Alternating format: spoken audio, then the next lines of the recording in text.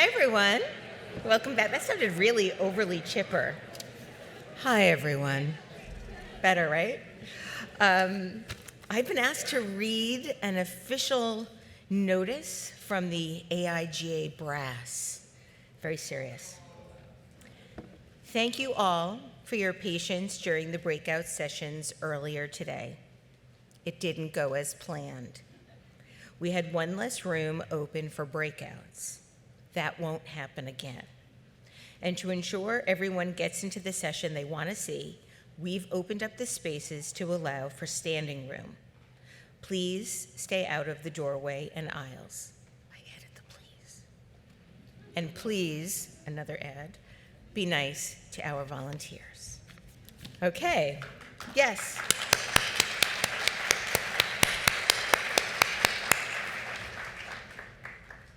Juan Carlos Pagan is an artist, a designer, and a typographer from New York who has created identities, typography, and campaigns for clients including NPR, Nike, Google, Disney, and YouTube.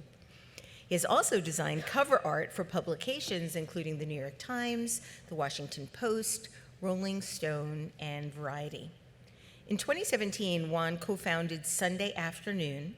It's a hybrid brand design studio and artist management agency. In 2020, Sunday Afternoon was named to the Inc. 5000 list of the fastest growing companies in America. And in 2022, Print Magazine named Sunday Afternoon Design Agency of the Year. Before I welcome Juan Carlos to the stage, a reminder that if you want me to ask your question, please send it to me on Threads, and I will do my best to bring everybody's question to the forefront. In the meantime, please join me in welcoming Juan Carlos Pagan to the AIGA stage.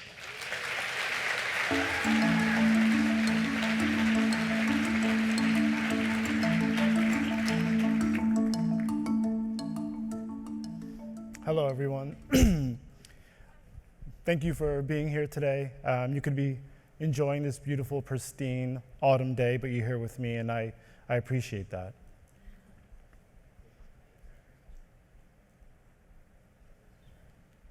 There we go. Warning, there's going to be some flashing images on this presentation, so just a little heads up. Hi, my name is Juan Carlos Pagan, and if you're curious, the handsome gentleman above me in this photo is my late great-grandfather. I just really love this photo of us. Earlier this summer, I received an email to come give this very talk, and I immediately began to panic a little bit.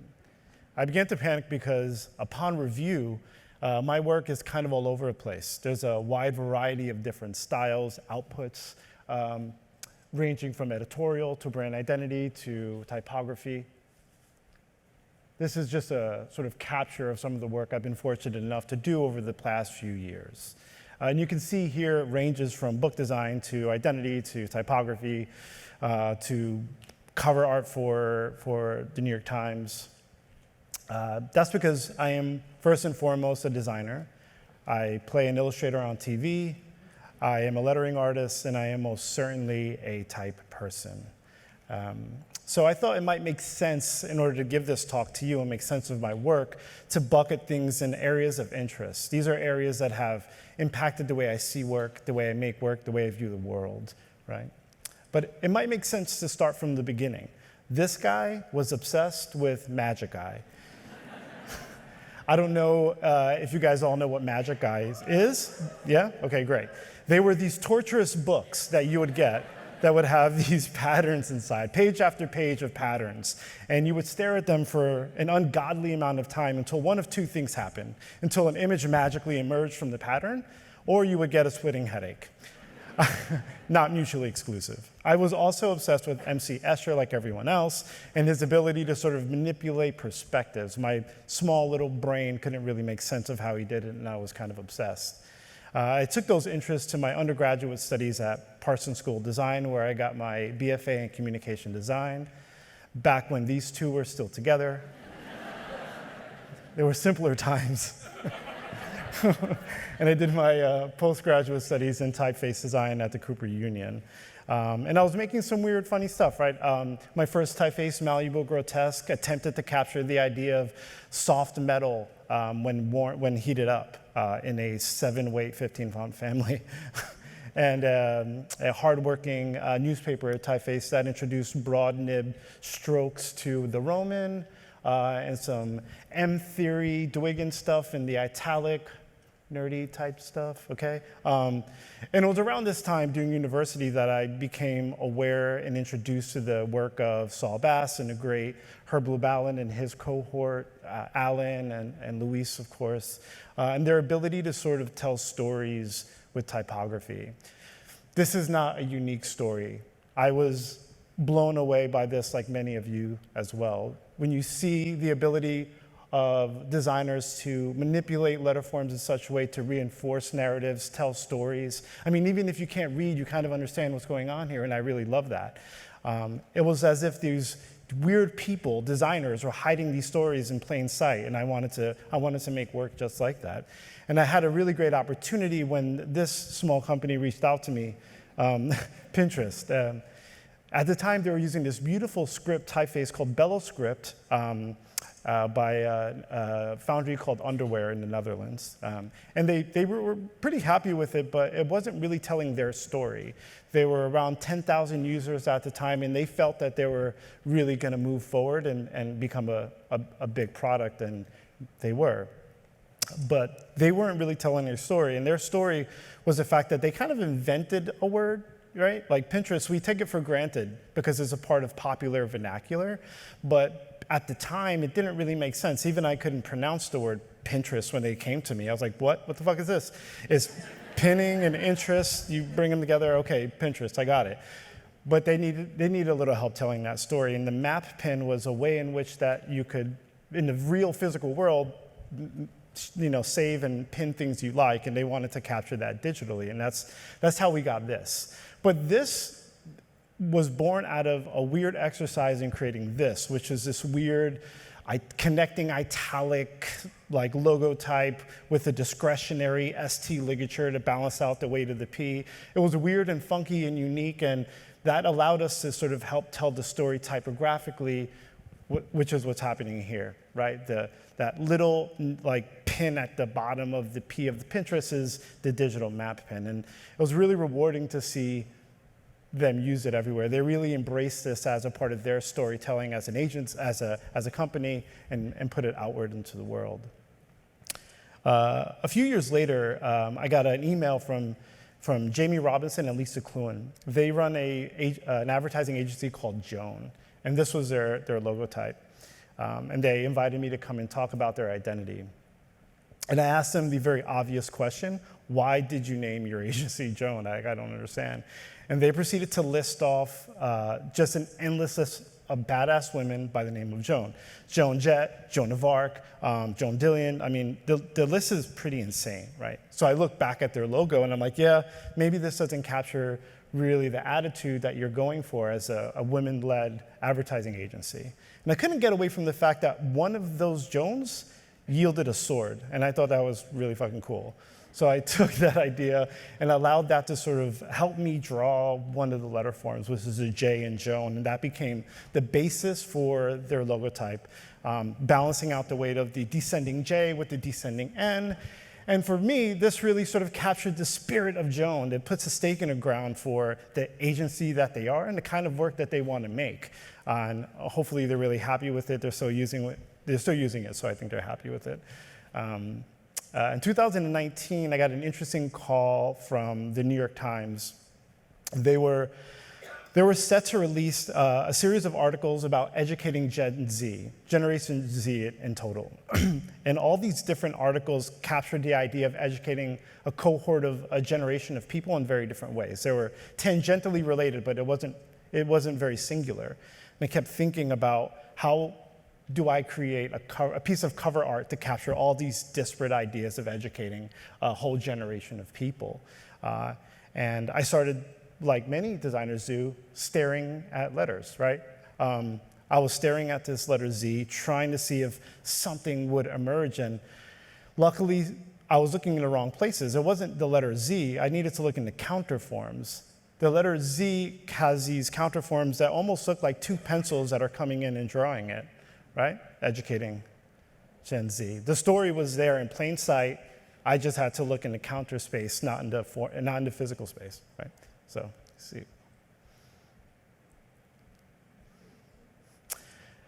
So another area of interest that really kind of captured me during my university time was the brilliant work of Franco Grignani. He's an Italian architect and a designer. I'm sure many of you are familiar with his work. His ability to sort of just twist shapes, line work, and create a third dimension kind of blew my mind. It was not entirely dissimilar to looking at Escher, right? He wasn't really doing much, but what was happening to my brain when you look at his work is really impressive, and I started introducing some of that into my lettering. At first, the background and the letter forms were separate on two different planes, and then ultimately merging the background and the letter forms together to create a holistic piece of artwork, right? And that led to some interesting work for Variety magazine here, some fun work for print magazine 20 Under 30, where I had to draw a set of numbers that were divisible by 5 so they can share all the work of all the winners on the cover at once, right? So this is kind of how it was done, and this is the numbers that I drew for them. In 2019, the New York Times wanted to do a very special cover honoring the riots at the Stonewall riots. And they reached out, this was my first ever cover for the New York Times, and they reached out with this request, and it weighed heavy on my chest. It's a pretty overwhelming ask to try to pay homage to such an important moment in LGBTQI plus history. So I spent a lot of time over down on Christopher Street and in Stonewall doing my research. I already knew of the event, but I realized that the riots really started in the bar and then spilled out into the streets. And as I was walking around, I saw the colors intersecting into the traffic lines there. And I'm like, maybe that's it. Maybe I can pull that to help create the 50 years, put them on an isometric grid and bring them closer together, almost as if they're like hugging.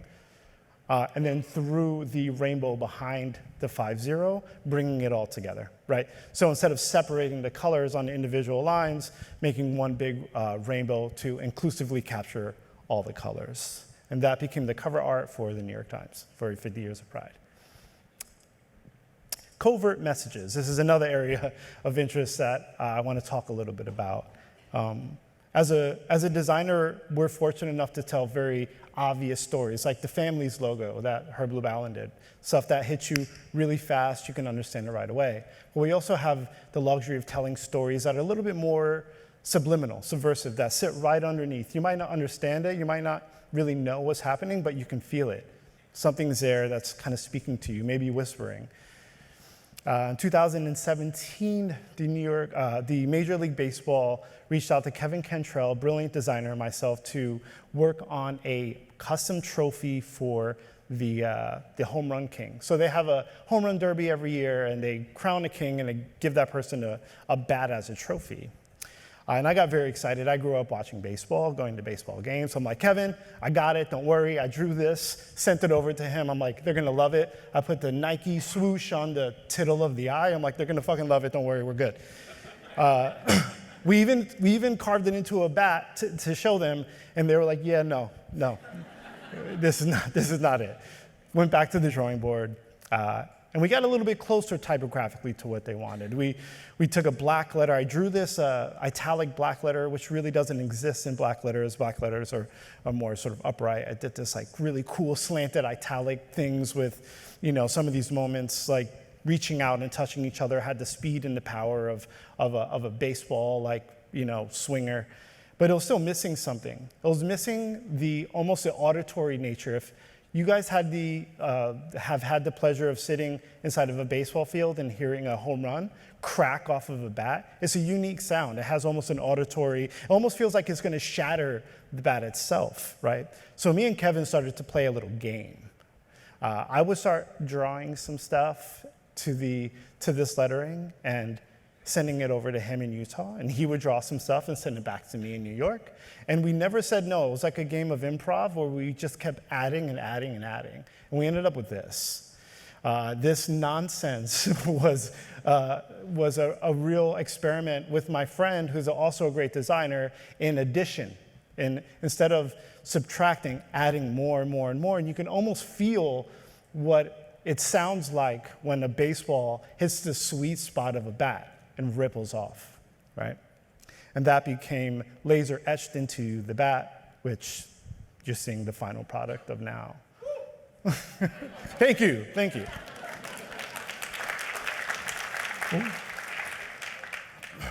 The Art Directors Club has a really fun, unique tradition. Past Young Guns winners get invited to do the call for entry campaign for the next year for Young Guns. So Young Guns is an award for those that are 30 and under. I had one many, many moons ago, and they had asked me in 2018 to do the call for entries for Young Guns 16. And it was really fun. The whole concept was like elevation. So what you're seeing here is sort of this lava lampy sort of shapes interacting with typography, revealing the letter forms like the designers are revealing themselves to the world, right? So the type and the lava lampy shapes are kind of interacting in fun, really exciting ways. We did a book for them, which was really nice. But the real story here is the award. You get the opportunity to design an actual award for them. And we started in the studio talking about what does an award do, right? Well, if you win an award, if you're lucky enough, it sits on your shelf and it reminds you of the great work you did in the past. And that's really nice, but it doesn't really do anything other than that.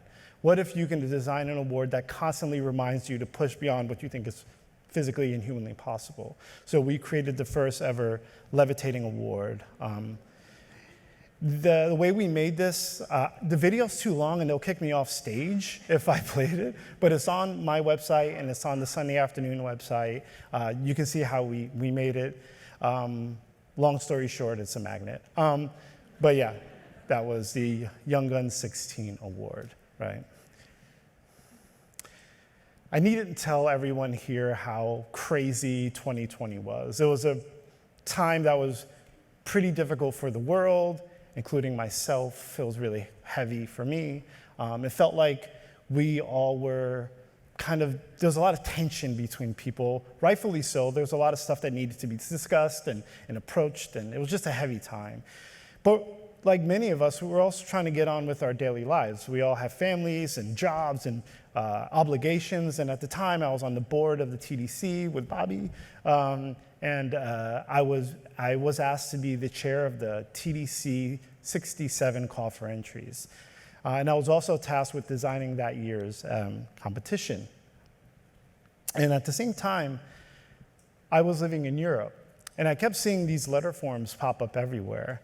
This is from a small town in Spain called Peníscola, and I was obsessed with these sort of letter forms. What drew me to them was the fact that they weren't really complete, right? The U in restaurant completes the vertical stroke of the R. It was almost as if they were coming together to complete each other, right? And I kind of needed a little bit of that in my life at the moment. That was really giving me life, and I wanted to bring some of that ideas into the TDC call for entries. So I am going to read the text that I wrote for that. The 2020 Type Directors Club 67 brand campaign is rooted in the simple idea of connecting, the way we connect with our work and the work of others we admire, the connections we have with typography, and most importantly, the connections we have with each other. To that end, we've developed a system and a funky geometric sans serif with letter forms that embrace each other in all sorts of interesting and quirky ways. Some of those connections are natural and obvious, while others are a bit odd and uncomfortable, just as our relationships are in real life. So that's what led to the TDC 67 campaign. You can see here how they're like hugging each other. They're coming in and they're embracing each other. And maybe you don't understand that, maybe this is not communicated right on the surface, but maybe you feel it. Maybe there's something positive and optimistic. And I kind of needed a little bit of that in my life at the moment. Despite what this haircut might be telling you, I'm a bit of a softie inside.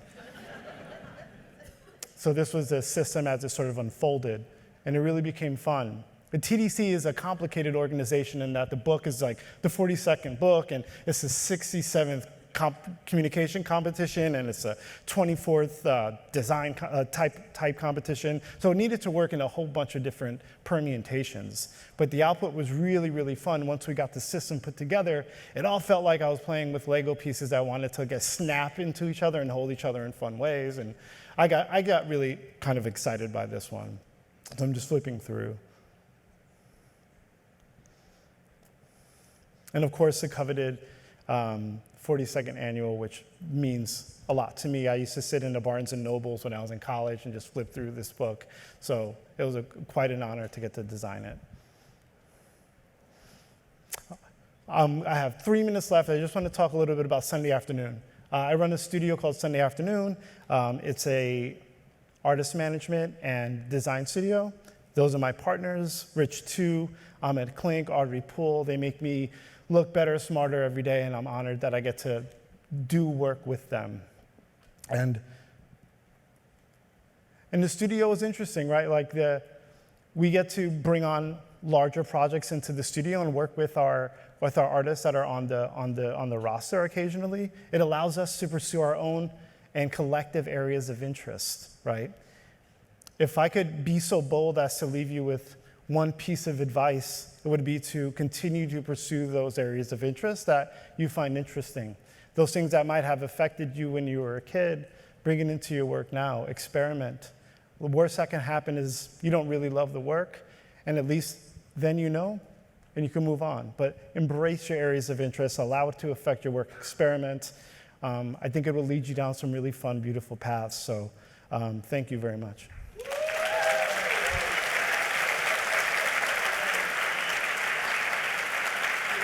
Thank you. Oh yeah. Because of the questions coming in on Threads, I have a lot of devices and, of course, my analog way of my questions. Sure. So let's start with some questions. Again, I have a couple of questions here coming in from Threads. Please send any questions you have for Juan Carlos. What is the secret to being able to figure out the magic eye puzzles?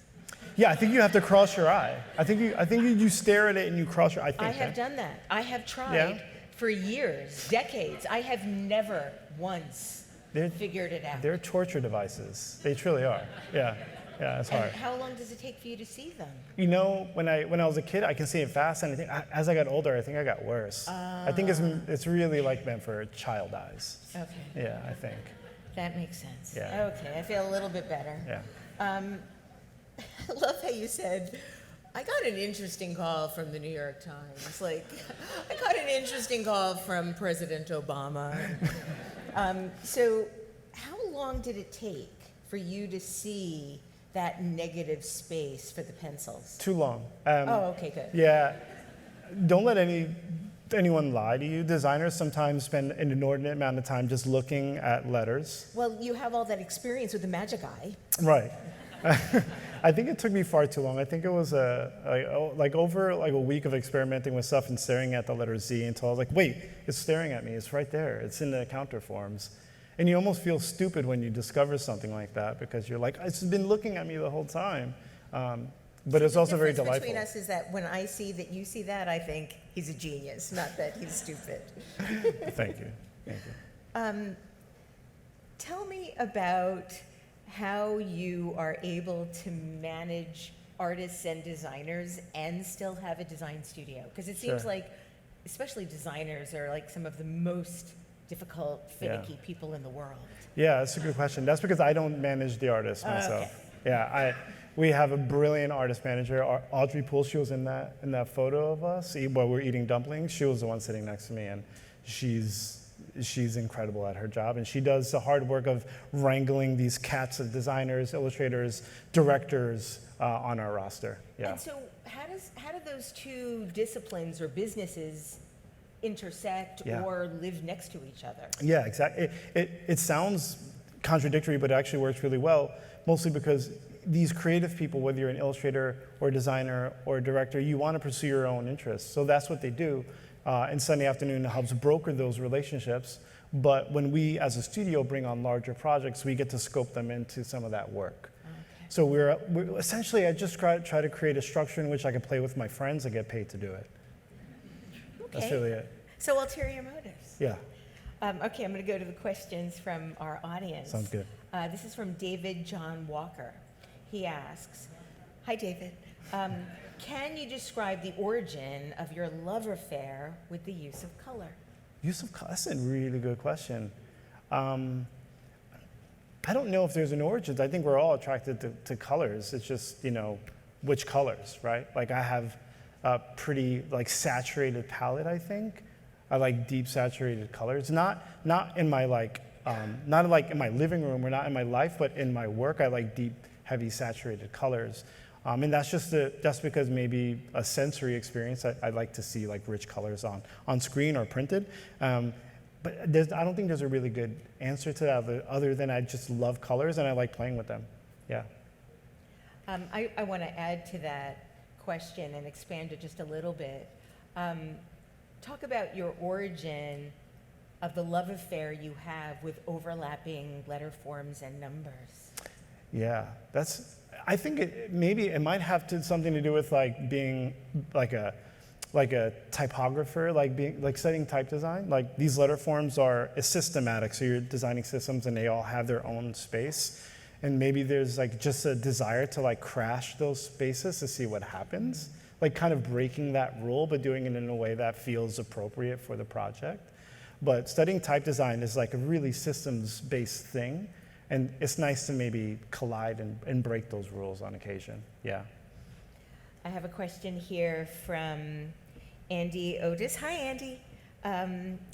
Juan Carlos looks for unique angles in his conceptual idea development. The sword on Joan, the street grid around the Stonewall Inn, the crack of the baseball on a bat. Does he have a formal process for doing this, or is it more intuitive, serendipitous? Yeah, there's no formal, it's not very structured. Sometimes it's staring at the letter Z, sometimes it's sketching stuff, sometimes it's just drawing one letter in a weird way that feels like it's on a different angle and looking at it from a different perspective. I wish it was more systematic, but that might take the magic out of it too, so maybe not. I don't know. Yeah.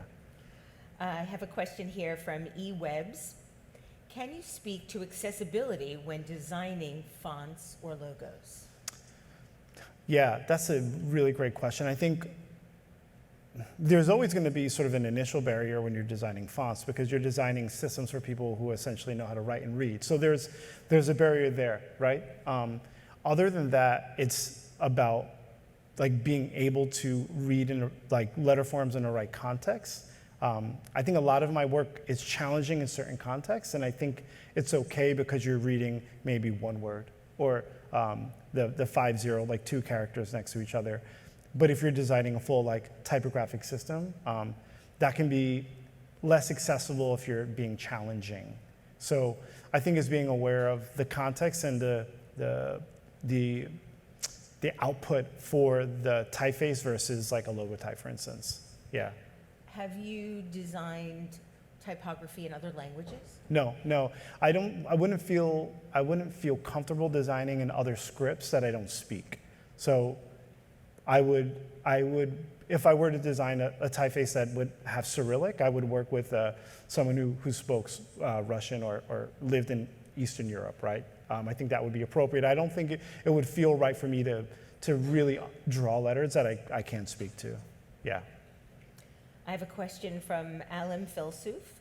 The best advice for someone starting their own studio after 2 decades working at design studios and ad agencies? Oh man, that's a really great question. Great question. The best advice would be take all the good stuff you learned from those places and scrap all the nonsense that you feel just held you back in those places, right? So I've worked at agencies in the past. I took the good, I left the bad, and I think that helped me. How did you know which was good and which was bad? Yeah, no, it's good. I think the bad are things that prevent you from having FaceTime with clients, for instance. There's like 10 account people. Like, I don't need 10 account people. I need to sit down with my clients and have a face-to-face conversation, right? I don't need fucking timesheets. I'm not doing them. Like, it's not good. But Don't listen to that one. don't do your timesheets. Don't do that. But a lot of design is being able to speak to your design in a compelling way, and clients really need some of that. So learning how to storytell, learning how to take your client through a process in which they understand your thinking and how that became a part of a piece of design that you're sharing with them, that's a really valuable tool, I think. And I took that, yeah. I have 2 more questions. Sure. This one is from Nick Giamarco. I love your work and aspire to be like you. Sweet. As someone obsessed with type, but has no formal training in it, any recommendations or suggestions on how to dive in? Yeah, the internet, it's great. Skillshare, YouTube, there's so much literature for like type design, like books, Bringhurst, everyone has Bringhurst, I was right? going to say Bringhurst, Like, Eric Spiekerman. get the books, read the books, go online, and just start making stuff, and don't be afraid to stumble along the way, because that's just gonna happen, I think, yeah. We actually have one additional question that came in, so I'm going to add that before I get to the last question. This is from Nicole Polina. Hi, Nicole. Hi, how did you land on the name Sunday Afternoon for your studio? I'm so glad someone asked that Me question. too. Yeah. Me too. Thank you, Nicole. When Amin and I were thinking about Sunday afternoon, we kept going back to the time of day that you do the thing you love, not the thing you have to do. And Sunday afternoons, you're either cooking pasta with your family, or you're spending time with your loved ones. You're doing the thing you want, not the thing you have to do. And what if you could take that philosophy and like span it across the whole week? What if you can do what you love 7 days a week? And that was Sunday afternoon. Beautiful. Yeah.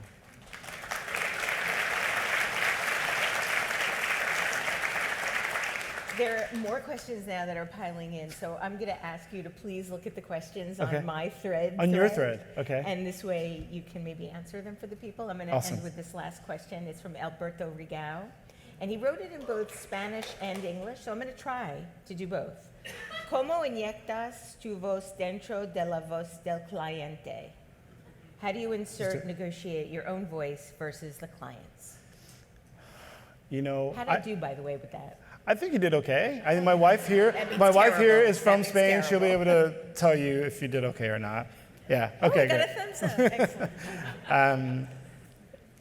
I think if you're doing it right, they're coming to you for your perspective, right? So I think they want a bit of that. So I think lean into it. If it's all them and you're just a pair of hands, then maybe the dynamic isn't what you really want as a client, like designer relationship. You should be able to bring a point of view, and they're probably looking for that. So I think bring that in.